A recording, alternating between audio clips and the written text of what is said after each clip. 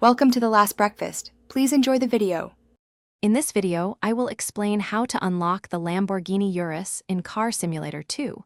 We'll cover the straightforward steps to acquire this fantastic vehicle through regular gameplay.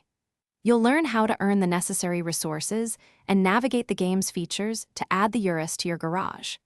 It's an exciting journey to get behind the wheel of this powerful SUV. To get the Urus, you'll need plenty of in-game currency. Focus on completing various missions, from simple deliveries to challenging races, which offer substantial rewards. Don't forget to claim your daily bonuses and consider watching short advertisements for quick cash boosts. Consistent effort in these areas will quickly build your funds. Many cars, including the Urus, become available after completing certain missions. Keep progressing through the game's diverse challenges, as some are prerequisites for unlocking specific vehicles. Upgrading your existing cars with better engines and tires will make these missions much easier to conquer, paving the way for your new Lamborghini.